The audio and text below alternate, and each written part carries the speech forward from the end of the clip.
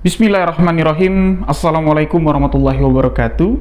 Kembali lagi bersama saya Rio Wijaya di sebuah kisah misteri.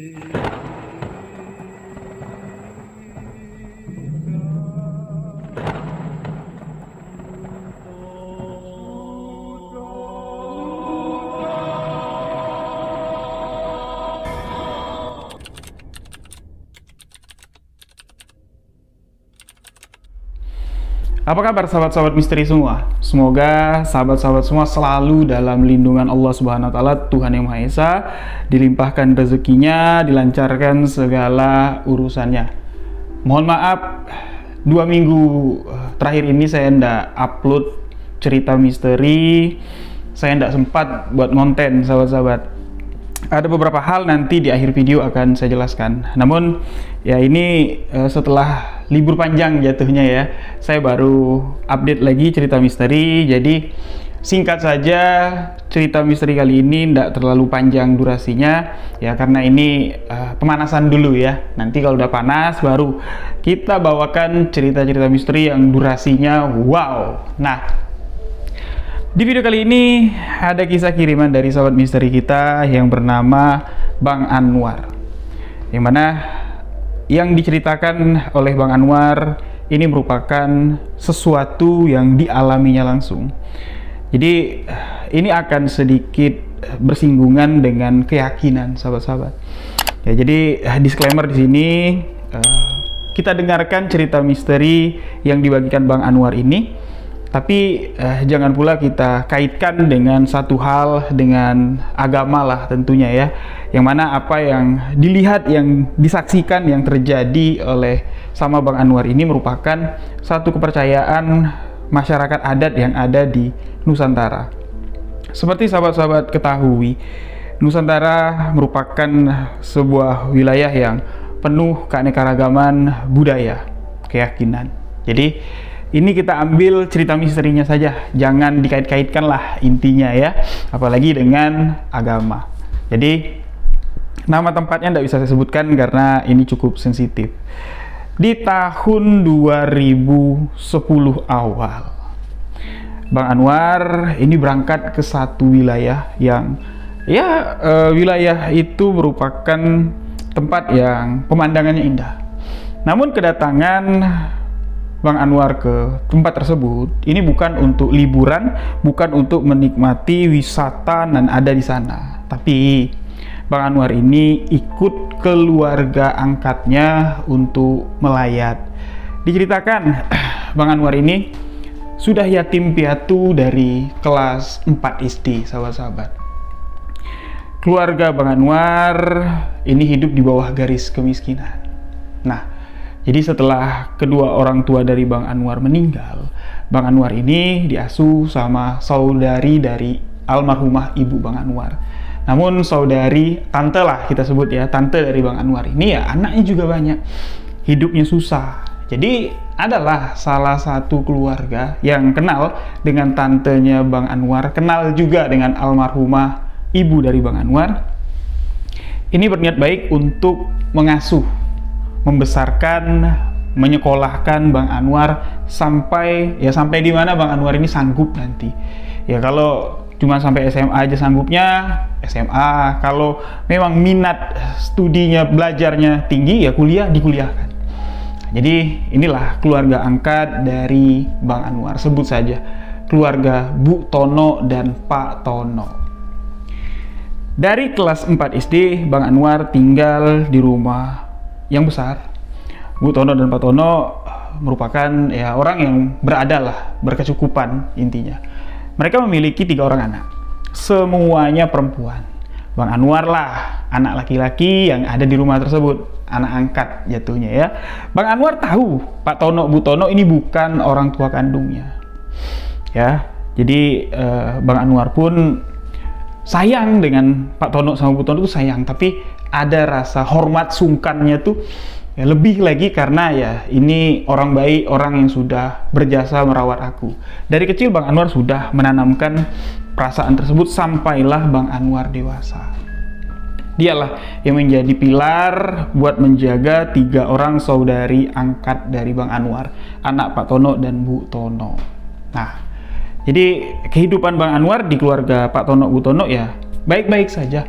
Semuanya sayang sama Bang Anwar sampai Bang Anwar lulus sekolah, lulus SMA, Bang Anwar kuliah sambil bekerja. Tapi karena kerjaan Bang Anwar ini cukup padat dan ya pada saat itu memang cukup menjanjikan lah apa yang dikerjakan Bang Anwar. Jadi dia minta izin sama Pak Tono Bu Tono kuliahnya ini di cut dulu, cuti dulu. Dia mau fokus kerja, nanti kalau kerjaannya sudah betul-betul senggang baru dia lanjut kuliah. Jadi di pending kuliahnya Bang Anwar ini sekitar 2 tahun. Setelah 2 tahun Bang Anwar cukup nih ngumpulin duit ya, dia sudah kerjanya udah bagus, udah paham dengan bisnis yang dijalankannya, beliau pun lanjut untuk kuliah dengan biaya sendiri. Nah, 2010 awal Bang Anwar ini lulus, dia wisuda dia sahabat-sahabat. Nah, jadi rencana kerja ini nggak ada karena Bang Anwar sudah memiliki usaha. Pak Tono dan Bu Tono pun pada saat Bang Anwar lulus kuliah ya, di tahun 2010 usianya sudah tidak muda lagi. Namun 3 anak perempuan dari Pak Tono ini nggak ada satupun yang ketemu jodohnya. Ya memang 3 orang anak perempuan dari Pak Tono Bu Tono ini ya orangnya agak kurang pergaulan. Jadi di rumah aja mereka bertiga kakak adik ya, anak Pak Tono Bu Tono ini jarang untuk tegur sapa. Jadi ngurus urusan pribadi mereka masing-masing. Walaupun keluarga itu agamanya kurang, tapi baik sekali. Bang Anwar pun di sini tetap ya sholat lah dia. Ya, walaupun nggak full 5 waktu, tapi semakin kesini apalagi di masa-masa cuti kuliah pada saat sibuk kerja, ini ibadah dari Bang Anwar ini semakin ditingkatkannya. Ya alhamdulillah semua target tercapai berkat ya pertolongan dari Allah Subhanahu wa taala. Itu yang dikatakan Bang Anwar. Dan sampai di titik itu, setelah lulus, setelah wisuda, tiba-tiba saja keluarga dari Pak Tono ini berduka, sahabat-sahabat.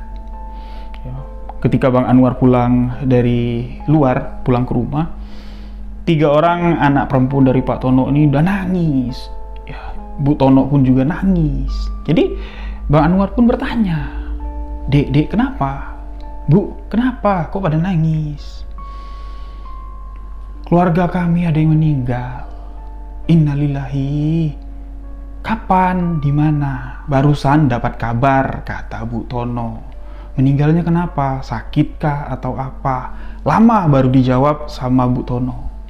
Anak perempuan bungsu dari Bu Tono lah yang menjawab. Rumahnya dirampok, dibunuh sama perampok. Kaget di sini Bang Anwar. Innalillahi. Lah terus gimana? Mau ngelayat atau apa? Kata Bang Anwar nih, nanya sama Bu Tono. Bu Tono bilang, nantilah nunggu bapak pulang. Soalnya ya ini jauh kalau kita mau ngelayat gitu. Disebutin sama Bu Tono di wilayah ini. Kaget juga lah Bang Anwar. Wih, jauh. Nah, ternyata wilayah yang disebut sama Bu Tono itu merupakan kampung halaman dari Bu Tono dan si Pak Tono ini, sahabat-sahabat. Nah, singkat cerita pulanglah si Pak Tono ini. Pulang, kumpul keluarga itu dan Pak Tono menyatakan, yaudah, pagi-pagi sekali besok kita berangkat. Cari penerbangan. Anwar, kamu ikut nggak? Ya, biar kamu tahu kampung kami di mana. Bang Anwar di sini siap-siap aja, kuliah udah selesai, kerjaan sudah bisa ditinggal, Bang Anwar pun bersedia untuk ikut. Ya, karena biar gimana pun keluarga dari Pak Tono Bu Tono ini jatuhnya keluarga dari Bang Anwar juga. Plus sekalian di sini Bang Anwar ya sempat mikir kayak gini lah. Ya, lumayan juga lah nih hitung-hitung sambil liburan keluarga. Ya, memang tujuannya untuk melayat, tapi tempat yang mau didatangin ini memiliki objek wisata alam yang cantik sekali. Ya sekalian lah nanti liburan. Nah itu yang terpikir sama Bang Anwar. Singkat cerita, berangkatlah mereka pagi-pagi sekali ke bandara. 1 kali penerbangan sampailah ke kota tujuan. Nah setibanya di kota tujuan, mereka harus melakukan perjalanan darat lagi sekitar 3,5 jam baru sampai ke desa yang mereka tuju. Jadi di perjalanan darat nih, Bang Anwar bertanya, "Pak, ini yang meninggal apa udah dikebumikan? Soalnya kan meninggalnya kemarin. Nih di jam ini saja itu udah lewat dari 1 kali 24 jam. Ya mungkin udah dikubur ya Pak," kata si Bang Anwar, ngejawab sendiri pertanyaannya sendiri. Pak Tono mengatakan, belum War. Di sini kalau ada yang meninggal, apalagi keluarganya masih ada yang mau datang dari jauh, itu pasti akan ditunggu. Ini meninggal tragis lagi, dibunuh. Dan biasanya di kampung kami, kalau ada warga yang meninggal seperti keluarga kami ini, meninggal dibunuh atau meninggal kecelakaan atau meninggalnya ya secara tiba-tiba, itu jenazahnya tidak segera dimakamkan, tapi dibiarkan dulu untuk sesuatu. Mendengar sesuatu, Bang Anwar ini kayak pengen bertanya, sesuatu apa Pak? Tapi rasanya pertanyaan itu apa ya, kayak kurang tepat lah kayak gitu ya. Toh juga Bang Anwar kan dalam perjalanan mau menuju ke tempat yang meninggal ini. Tentunya Bang Anwar pasti akan tahu apa yang dimaksud sama Pak Tono. Yang terfikir sama Bang Anwar, ya palingan jenazahnya ini nunggu dulu, nunggu keluarga-keluarga, nanti keluarga udah kumpul baru dikebumikan. Cuman itu, nggak ada pikiran yang aneh. Nah, di perjalanan 3,5 jam perjalanan darat dari bandara menuju desa yang mereka tuju ini, pemandangannya indah sekali sahabat-sahabat. Tapi ya seisi mobil itu nggak ada yang menikmati pemandangan karena yang meninggal ini adalah keluarga dekat mereka. Jadi Pak Tono ini punya adik bungsu, ya usianya jauh di bawah Pak Tono. Nah adiknya ini memang belum berkeluarga sahabat-sahabat. Ya dia memang kerja, kehidupannya sudah sangat mapan sekali, sudah tinggal di rumah sendiri, mobil, usaha, pokoknya rumahnya pun udah besar. Nah ini dia baru mau nyari jodoh. Ya, baru mau nyari jodoh, belum ketemu lagi jodoh yang pas, sudah kenalan-kenalan, dijodohkan juga sama pihak keluarga, tapi tidak ada yang cocok, malah terjadi sesuatu yang mengerikan. Jadi kronologi kematiannya ini tidak ada yang tahu pasti. Tiba-tiba aja pagi-pagi ketika ART yang meninggal ini datang, ngelihat pintu pagar itu nggak tertutup rapat, pintu garasi kebuka sedikit, sekali masuk di ruang tengah, majikannya sudah terkapar bersimbah darah tak bernyawa. Jadi dipanggil warga, polisi langsung datang. Ya dari olah TKP katanya, ini masih katanya, rampok karena ada beberapa bagian rumah itu kayak berantakan, seakan-akan ada yang sedang mencari sesuatu. Jadi tepat kronologinya itu ya memang masih menjadi misteri pada saat itu. Nah singkat cerita sampailah nih keluarga Pak Tono ke rumah duka. Anwar turun dari mobil, lihat rumahnya itu kayak wow, berarti apa yang diceritakan Pak Tono di jalan tadi memang betul. Adik bungsu dari Pak Tono ini kaya dan di rumah itu udah rame. Warga-warga di situ udah pada kumpul, ya berarti orang baik ini yang meninggal. Nah ketika Pak Tono, Bu Tono, anak-anaknya turun dari mobil masuk ke rumah duka, pecahlah tangis keluarga itu ketika sampai sahabat-sahabat. Ya Tono ini masih terus memperhatikan aja. Nah setelah semuanya ini ketemu dengan pihak keluarga, Pak Tono pun bertanya, di mana adikku? Ada di dalam kamarnya. Kalau kamu mau ngelihat nanti, kita tunggu orang itu datang dulu. Nah, orang itu yang dimaksud Pak Tono sama keluarganya ini, itu adalah sebutan ya untuk seorang paranormal atau dukun. Nah, jadi kita tunggu orang itu atau kita tunggu dukun datang dulu, baru kita boleh masuk untuk melihat jenazah. Dan di sini, jenazah itu sudah meninggal 1 hari lebih loh sahabat-sahabat. Nah, Anwar pun di sini penasaran. apa nih yang akan mereka lakukan? Kok jenazahnya masih di dalam kamar? Dan pikiran Anwar masih positif. Jenazah dalam kamar ini sudah bersih, sudah dikafani, tinggal dibawa ke masjid, disolatkan dan dimakamkan. Ternyata berbalik, sahabat-sahabat, tidak sesuai dengan pemikiran Anwar. Tidak lama setelah keluarga Anwar datang, ya, ini datang beberapa pria ya, dengan seorang laki-laki tua menggunakan gelang besar, menggunakan kalung besar, bajunya baju hitam ya, pakai kain sarung. Ketika orang itu datang, semua yang ada di rumah ini sangat hormat sekali. Nah, mereka ngobrol dengan bahasa daerah dan Anwar tidak ngerti apa yang mereka bicarakan. Jadi orang yang menggunakan pakai baju hitam yang gelang besar-besar, kita sebut dukun aja lah ya. Orang itu kalau dalam tulisan Bang Anwar, nah si dukun ini itu ngobrol sama keluarga Pak Anwar ini nggak duduk dia, sedangkan keluarga Pak Anwar duduk. Nah, jadi ngobrol sambil berdiri, tidak lama dia langsung masuk ke dalam kamar. Dan dipastikan kamar yang dimasukin sama si dukun itu adalah kamar yang ada jenazah meninggal tadi. Nah, masuk ke sana, entah apa yang dilakukannya, tidak lama baru si dukun ini keluar, mempersilahkan siapa yang mau masuk, siapa yang mau ngelihat, silahkan dilihat. Nah, dapatlah kesempatan si Anwar dengan yang 3 perempuan untuk masuk melihat jenazah yang meninggal ini tadi. Pikiran Anwar tadi nih, jenazahnya udah bersih ya, cuman nggak ditaruh di luar aja ya, kan udah 1 hari lebih loh ini ya, kalau nggak dimandiin ya keterlaluan, pastilah bau karena darahnya banyak gitu ya. Ternyata ketika masuk, Anwar di sini sampai nahan mau muntah dia ngelihat ya, jenazah itu belum diapa-apain. Dari ditemukan ya seperti itulah, masih baju yang dipakai ketika dibunuh, celana yang dipakai, darah kering itu masih di badannya. Anwar kaget, astagfirullahaladzim. Tapi ketiga orang anak perempuan dari Pak Tono ini nggak ada yang panik, malah ya dia ngedeketin jenazah itu, ya dipegang tangannya, nangislah dia meratapi kematian dan tragis dari adik bapak mereka. Sedangkan si Anwar ini nahan muntah, bau anyir darah ini sudah membusuk, sahabat-sahabat. Nah, jadi tidak lama Anwar langsung keluar. Jadi di luar itu dia keliangan, pusing dia. Jadi ini kok diginiin kayak gitu? Mereka ini maksudnya apa? Nah, setelah perasaan Anwar membaik ya, dia pun memberanikan diri untuk bertanya ke Pak Tono. Pak, maaf Pak, maaf kalau aku lancang. Aku cuma mau nanya, itu kan jenazahnya meninggal kemarin, ditemukannya kemarin pagi. Lu ini sudah mendekati malam, udah 1 hari lebih. Kok ya belum dimakamkan, bahkan belum diapa-apain, belum dimandikan, belum dibersihkan. Nunggu apa lagi, Pak? Kenapa? Kasihan sama mayitnya, kasihan sama almarhum. Nah, di sini terlihat wajah dari Pak Tono ini kayak bingung untuk menjawab apa yang ditanyakan Anwar, dan perlahan Pak Tono ngajak si Anwar ini keluar dari rumah.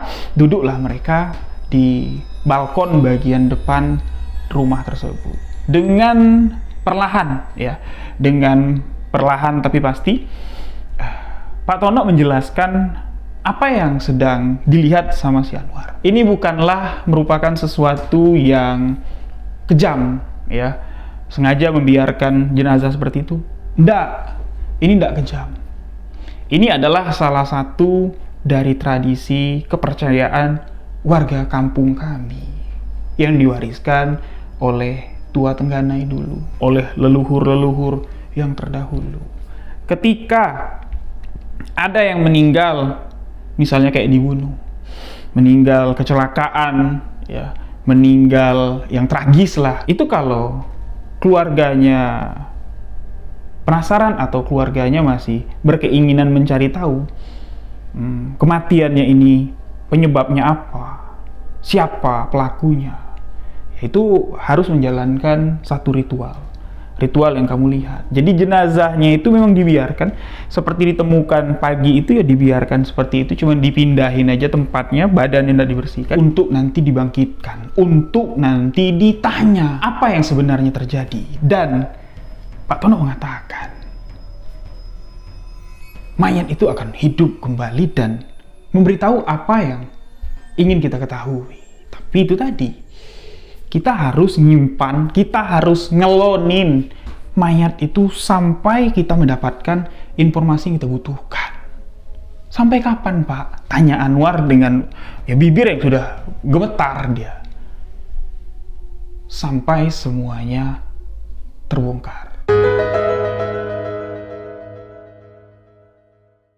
Siapa pembunuh yang telah menghabisi nyawa adikku? Nah, jadi Anwar di sini dia bingung. Nih orang kepercayaannya apa? Terus apa yang akan mereka lakukan kayak gitu? Tapi ya rasa penasaran Anwar yang begitu besar ini langsung terjawab sahabat-sahabat, karena ya malam itu juga mereka melakukan apa yang tadi diceritakan sama Pak Tono. Si dukun yang memimpin ritual tersebut. Jadi keluarga-keluarga inti saja nih yang ada di sana. Mayitnya itu tetap di dalam kamar. Sendirian di dalam kamar mayitnya itu. Ya, bau busuk ini udah tercium. Jadi mereka sama si dukun melakukan ritual di luar, lengkap semuanya, pakai kemenyan, pakai kembang, entahlah banyak sekali ya peralatan perlengkapan yang sudah disediakan sama si dukun ini. Ritual pun dimulai dari jam 9 malam. Jadi semuanya duduk tanpa boleh ada satupun yang berkomunikasi. Jadi diam aja mereka, kayak ya mengheningkan cipta. Si dukun sibuk lah dengan urusannya, baca jampe-jampe, bakar kemenyan, yo lempar kembang, cabut keris segala macam. Nah, si Anwar ini ikut aja lah pokoknya. Ya, dia kan tamu di keluarga tersebut. Yang ikut apa yang dibilang sama Pak Tono, ya ikut, dah duduk di sini kamu lihat aja, gak usah komentar. Ya Pak, duduk aja. Dia terus memperhatikan, sembari dalam hatinya bertanya-tanya, apa yang akan terjadi? Apakah iya mayit itu akan hidup kembali? Nah, inilah kejadian yang begitu mengerikan yang dialami oleh Anwar. Jam 9 proses itu mulai dilakukan. Sekitar belum sampai jam 12 malam, itu di bagian luar rumah, itu kayak banyak burung gagak yang berterbangan. Bahkan sampai di kaca-kaca naku rumah tersebut, kayak ditabrak-tabrak, dikais-kais sama burung gagak. Burung gagak itu mau masuk, sahabat-sahabat. Begitu burung gagak itu pergi, suaranya hilang, gemuruh mulai terdengar. Angin kencang bertiup. Kayak mau hujan tapi tidak hujan. Nah, kurang lebih hampir 1 jam lah. Ya, suasana yang berganti-ganti itu terjadi. Suasana pun kembali tenang. Tenangnya ini bercampur dingin. Ketika Anwar melihat jam tangannya, ternyata ini sudah lewat dari tengah malam. Sudah hampir jam 1 dini hari. Si dukun di sini mulai kayak lebih khusyuk lagi dia. Nah, tidak lama dari dalam kamar ini terdengar suara geraman. Suara yang ngeri sekali, Anwar bilang. Dan ketika suara geraman itu terdengar, sontak kepala anggota keluarga yang tadinya tertunduk seperti mengheningkan cipta itu semuanya berdiri dan menatap ke arah yang sama dengan ekspresi wajah yang tegang. Suara itu pertama pelan kayak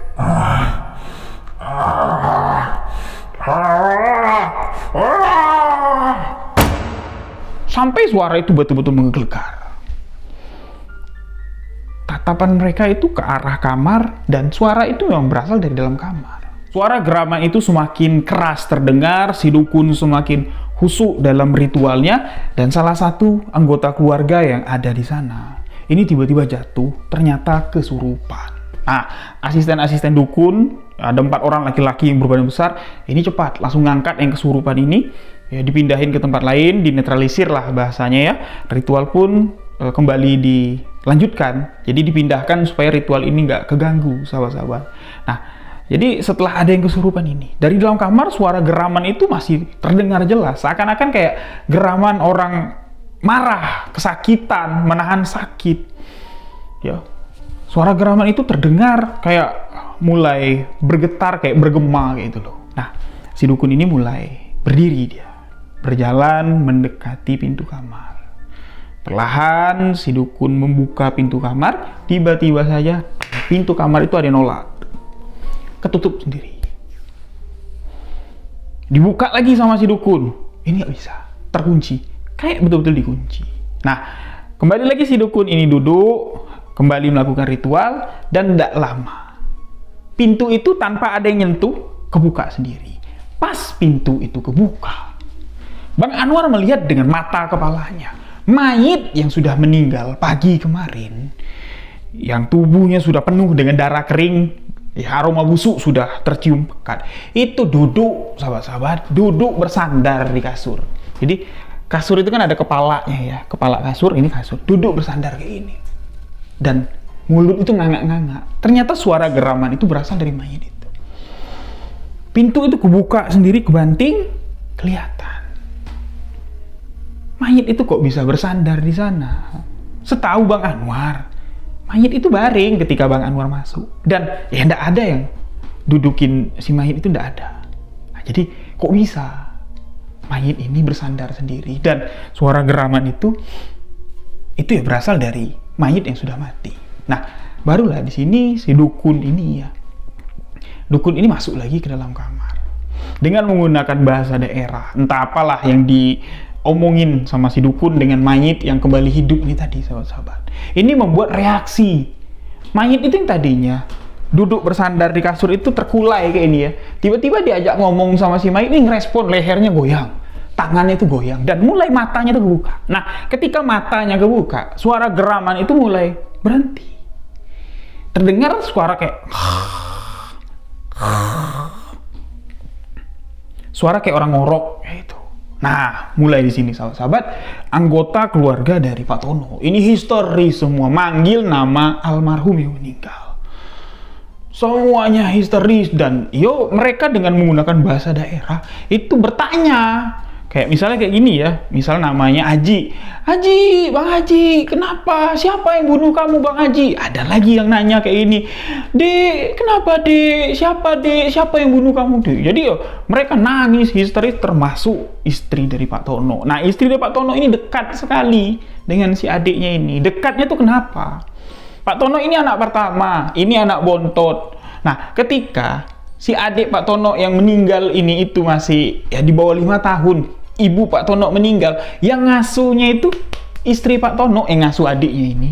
Jadi dekat sekali mereka. Ini istri Pak Tono ini menangis. Anak ibu, kamu itu bukan adik iparku, kamu itu sudah seperti anakku. Bangkitlah, bangkit. Kasih tahu kami siapa yang membunuhmu, siapa yang kejam setega itu membunuh kamu. Bangkitlah nak, diminta bangkit mayit itu. Nah, tapi kayak apa ya, dukun itu kayak sudah berupaya lah ya, biar mayit ini bangkit ya, bisa merespon pertanyaan-pertanyaan dari anggota keluarga, tapi kayak nggak bisa. Nah, si dukun pun ngasih isyarat kayak itu, suruh diam dan dia keluar dari kamar. Pintu itu kembali ditutup. Nah, ketika si dukun ini balik, wajahnya itu udah pucat, kayak energinya habis gitu loh, energinya tersedot semua. Dan dukun mengatakan malam ini nggak bisa, nggak sanggup aku nggak sanggup. Entah kalau malam besok kita akan berikan lagi sajen, kita berikan lagi persembahan yang lebih besar. Dan malam kedua ritual pun kembali dilakukan dengan mayit yang masih tak tersentuh. Nggak ada yang boleh nyentuh, nggak ada yang boleh deketin kecuali disuruh sama si dukun. Nah, kalau dibersihin nanti nggak bisa masuk lagi arwahnya. Nah, di malam kedua kejadian-kejadian mengerikan pun kembali terjadi loh, sahabat-sahabat. Ada yang kesurupan lagi, suara geraman itu terdengar lagi, dan di malam kedua ini mayit itu dapat berinteraksi, tapi ngamuk dia. Jadi di dalam kamar itu seperti ada yang sedang banting-banting buffet, ada seperti kayak orang mecahin kaca, terdengar jelas. Tapi si dukun bilang, ya biarin aja. Kalau kita masuk, nanti kita yang bahaya, biarin aja. Jadi kayak orang marah, ngamuk lah kayak gitu. Dan di saat itulah ya, pihak keluarga ini ya dapat bertanya dan berkomunikasi. Dik, siapa Dik yang membunuhmu? Sebutkan namanya, siapa orangnya. Kami akan menuntutkan balas untuk kamu. Kami akan mencarinya sampai ke ujung dunia. Kami tidak ikhlas kau mati seperti ini. Sebutkan. Nah, jadi yang ada di dalam kamar itu dapat dipastikan cumanlah mayit yang sudah 2 hari meninggal. Tapi kok bisa terdengar ada orang ngamuk, terus suara bantingan-bantingan itu ya jelas sekali kayak ada orang hidup di dalam kamar itu. Nah, setelah ditanya, setelah diajak berinteraksi, sosok yang belum diketahui siapa ya yang di dalam ini pun menjawab dan seakan-akan sedang menceritakan sesuatu. Sedang menceritakan sesuatu walaupun bahasanya itu tidak runut. Walaupun apa yang diucapkannya itu perlu kita pahami lagi, oh ini maksud dari omongannya itu. Karena ya bahasanya itu kebolak-balik kayak gitu loh. Nggak seperti kita ngomong seperti biasa ya, kayak ini enggak. Jadi kebolak-balik kayak gitu, kacau. Tapi kalau kita iniin, pahamin dengan kronologinya, dengan kejadian yang sedang terjadi, sedang ditanyakan ya, ngerti kita, paham kayak gitu. Jadi ya, seperti inilah kurang lebih apa yang disampaikan oleh sosok yang ada dalam kamar. Dia mengatakan, laki-laki itu aku tidak mengenalnya, tapi perempuan yang membuat laki-laki itu marah, itu aku kenal dan kalian juga kenal. Itulah perempuan yang kalian suruh aku nikahi. Gara-gara perempuan itu, aku mati. Laki-laki yang sebelumnya sudah dekat, sudah menjalin hubungan dengan perempuan itu, menganggap aku sebagai perusak hubungannya. Padahal aku pun tidak mau menerima perempuan itu karena ya aku tidak suka. Perempuan itu yang membuat laki-laki yang menghabisi nyawaku, yang membunuhku. Aku dicekek, kepalaku dipukul, sakit.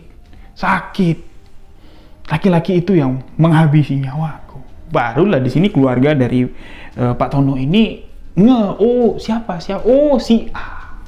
Memang ada ya perempuan yang dijodohkan, adik dari Pak Tono ini nggak mau dia, karena ya kelihatan dari apa ya gelagatnya gitu ya. Kalau perempuan ini kayak sudah punya pasangan tapi rela meninggalkan pasangannya karena dijodohin sama adik Pak Tono yang kaya raya. Perempuan itu mau tapi adik Pak Tono nggak mau. Nah itulah perempuannya. Jadi pacar dari perempuan inilah yang menghabisi nyawa adik Pak Tono. Nah jadi ditanya lagi, sekarang di mana? Di mana orang jahat itu? Bisa kau tunjukkan ke kami? Di mana?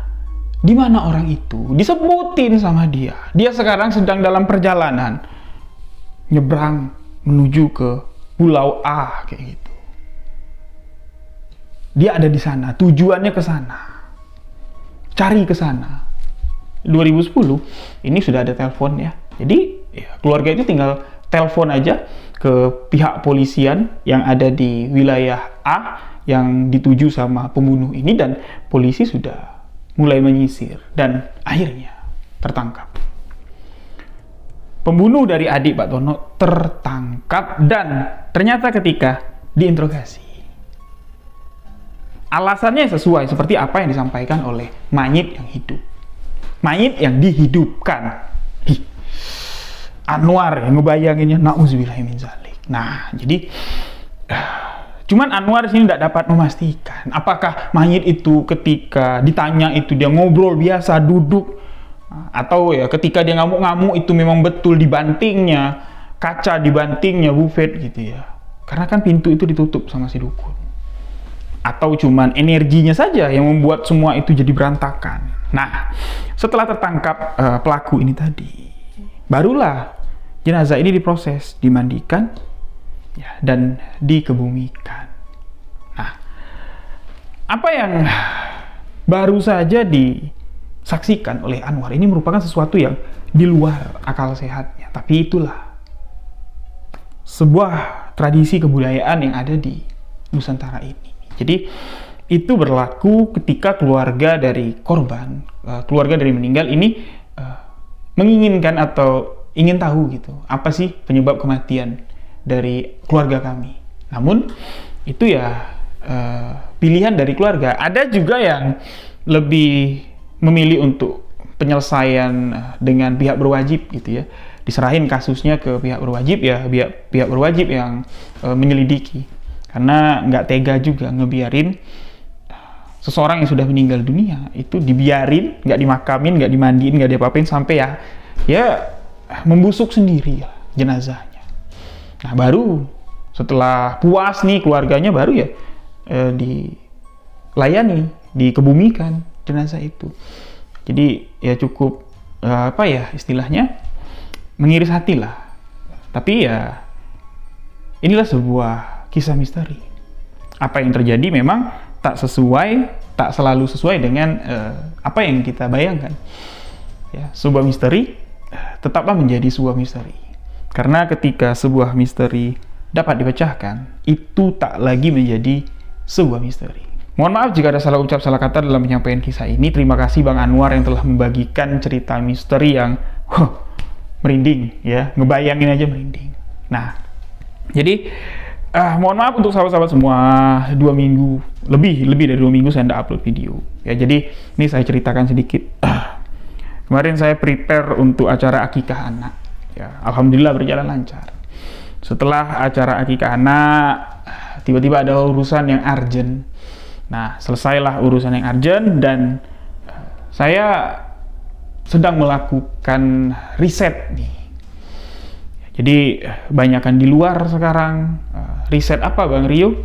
Riset tentang Desa Gaib Alam Mentawai. Sesuai dengan yang pernah saya janjikan, saya akan menelusuri lebih jauh lagi tentang di mana keberadaan Desa Gaib Alam Mentawai dan mencari juru kunci yang bisa membawa kita masuk ke dalam Desa Gaib Alam Mentawai. Dan alhamdulillah, sedikit demi sedikit sudah mulai terang. Dan terakhir kemarin, tapi masih terpending ya, saya dijanjikan sama seseorang yang fix sudah dia mengenal juru kunci Desa Gaib Alam Mentawai yang bisa membawa kita masuk ke dalam Desa Gaib Alam Mentawai. Dan seseorang yang saya temuin ini mengaku kalau dia sudah pernah sekali diajak masuk ke dalam Desa Gaib Alam Mentawai dan dia melihat seperti apa Desa Gaib Alam Mentawai itu. Nah, ini yang sedang saya kejar, ini yang sedang saya persiapkan. Ya, insya Allah kalau rezekinya ada, kita akan bikinkan satu video dokumenter tentang misteri Desa Gaib Alam Mentawai dan nanti kita akan bukukan juga. Ini merupakan cerita nan epik sekali. Sudah ada 2 cerita yang saya bawakan tentang Desa Gaib Alam Mentawai, boleh dicari, yang berkaitan dengan masih keluarga dari sebelah bapak saya yang menikah dengan orang gaib Mentawai. Nah, jadi tunggu aja, mudah-mudahan dalam waktu dekat ini semua bisa terrealisasi. Kita akan masuk mencari tahu lebih dalam lagi Desa Gaib Alam Mentawai itu seperti apa. Nah, jadi video sebuah kisah misteri akan kembali tayang seperti biasa. Buat sahabat yang punya cerita misteri, boleh kirimkan cerita ke alamat email sebuahkisahmisteri@gmail.com. Buat yang mau konsultasi, boleh WA ke WhatsApp admin. Kemarin kita baru kedatangan sahabat misteri dari Singapura. Nah, terima kasih sahabat-sahabat semua telah mendengar kisah ini. Saya Rio Wijaya undur diri. Wabillahi taufiq wal hidayah. Wassalamualaikum warahmatullahi wabarakatuh. Salam sahabat misteri.